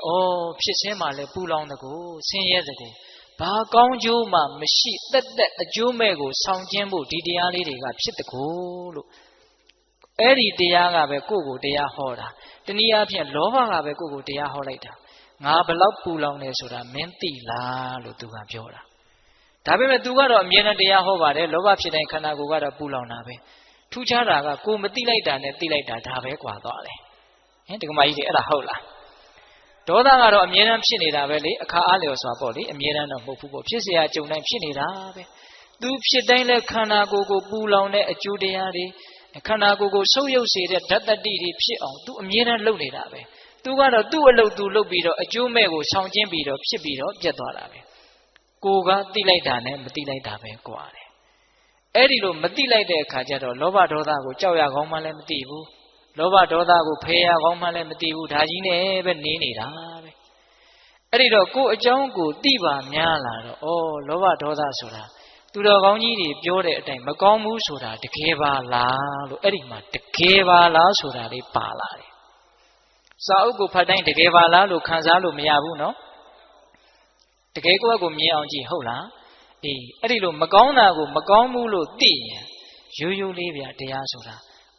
မကောင်းတာဆိုတာတကယ်မကောင်းတာပါလား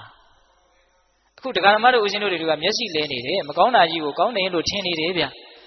ဖရာယဟန္တာတွေကမဟောဘူးလားလောဘဖြစ်ရင်ဆင်းရဲမယ်လို့ဟောတယ်ခင်ဗျားတို့ကျုပ်တို့ကစိတ်ထဲကမတိမတာညင်းနေတယ်လောဘဖြစ်တိုင်းဆင်းရဲတယ်ဆိုတာဟုတ်ပါမလားဒါကြောင့်လောဘကိုကြောက်ရကောင်းမှလည်းမသိဘူးလေဒါကြောင့်ကိုယ်တရားကိုပြန်နာတယ်ဆိုတာကိုယ့်အကြောင်းကိုသိအောင်လုပ်တာဒါမကောင်းတာကိုသိပြီးတော့မကောင်းမှုကနေလွတ်အောင်တစ်မျိုးယုံမြန်တာပဲနော်နောက်ကောင်းတာကိုသိတော့လေစိတ်ထဲမှာသဘောပေါက်တယ်ရှင်းတယ်ကောင်းတဲ့သဘောလေးတွေဖြစ်ရတာဟာအင်မတန်ကောင်းတကူလို့ရိုးရိုးလေးနော်တခါကြီးများဟုတ်လားကောင်းတဲ့သဘောလေးတွေကောင်းတဲ့စိတ်ကလေးတွေဖြစ်ရတာအင်မတန်သက်သာတကူအင်မတန်ငြိမ်းချမ်းတကူလို့သိတယ်သိတော့ကောင်းကျင်တဲ့စိတ်တွေပိုးပို့ပြီးတော့ပေါက်လာတယ်အဲ့ဒီတော့ဘာလဲဆိုတော့မကောင်းတာကိုမကောင်းမှန်းသိပြီးတော့မကောင်းမှုကနေတဖြည်းဖြည်းနဲ့ဝေးသွားတာကောင်းတာကိုကောင်းမှန်းသိပြီးတော့ကောင်းတာတွေတစများသွားတာဒါကြောင့်ကိုယ်အကြောင်းကိုသိရတာဟာအကျိုးမများဘူးလားများတယ်နောက်ဆုံးရုပ်ပိုင်းဆိုင်ရာစိတ်ပိုင်းဆိုင်ရာကိုတတိထားပြီးတော့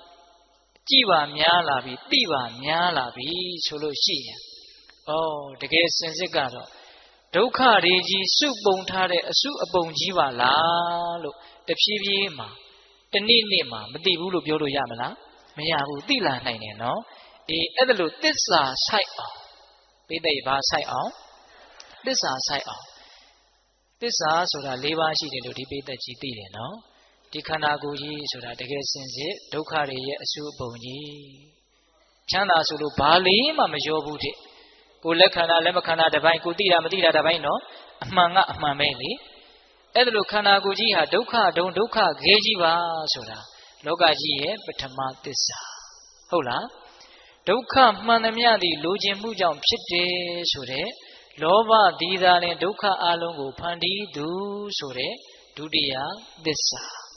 ဟုတ်လားလောဘနည်းရင်နည်းသလောက်အေးချမ်းတယ်ဆိုတဲ့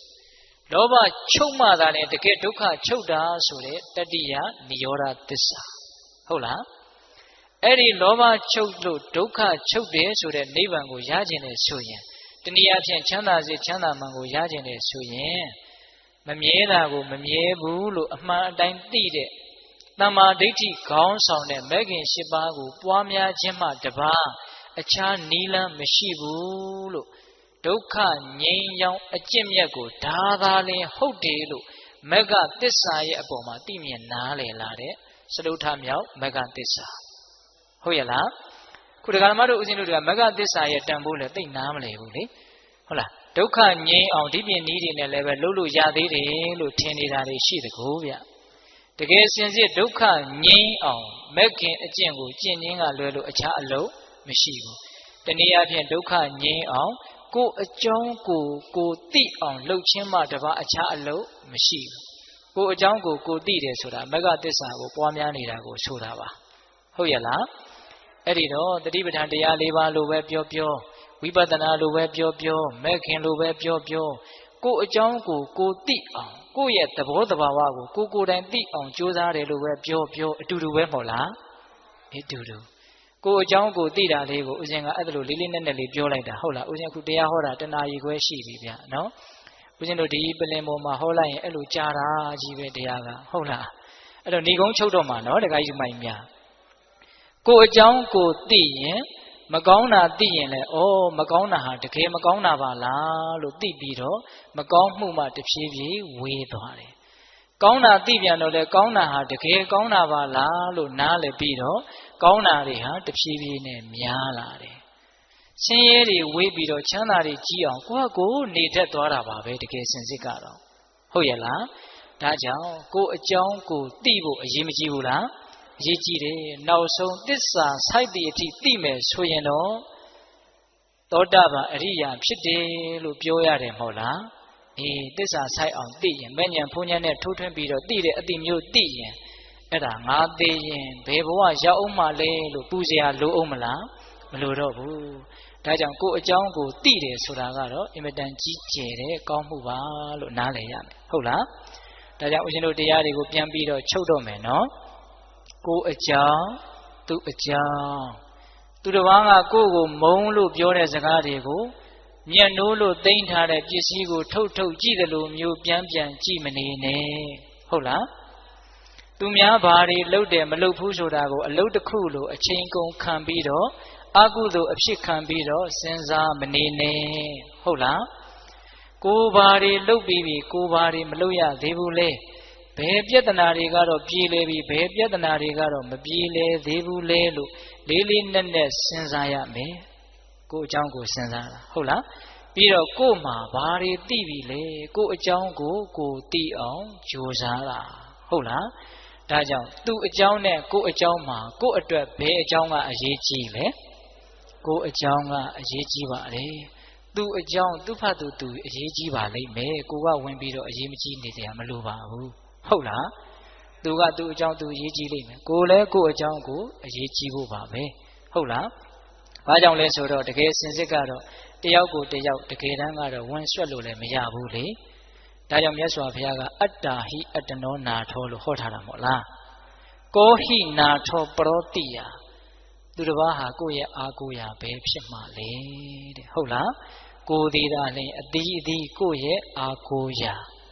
တယောက်ဒီတယောက်ရဲ့အာကိုရာမဖြစ်ပါဘူးဟုတ်လားဒါကြောင့်သူအကြောင်းကိုအကြောင်းဒီသာလည်းကိုအတွက်အရေးကြီးတယ်သူအကြောင်းဒီသူပဲအရေးကြီးပါလိမ့်မယ်လို့တရားဓမ္မတို့တွေမှတ်သားပြီးတော့ကိုအကြောင်းကိုစဉ်းစားကြတဲ့ပုဂ္ဂိုလ်တွေကိုအကြောင်းကိုသိကြတဲ့ပုဂ္ဂိုလ်တွေဖြစ်နိုင်ကြပါစေလို့ဦးဇင်းတို့ဆန္ဒပြုရင်းနဲ့တရားပွဲကိုတောက်လျှောက်မသိသေးဘူးဗျာ 9 မိနစ်လောက်တရားထိုင်ပြီးမှတရားပွဲသိမ်းရအောင်နော်တခါကြီးမိုင်များ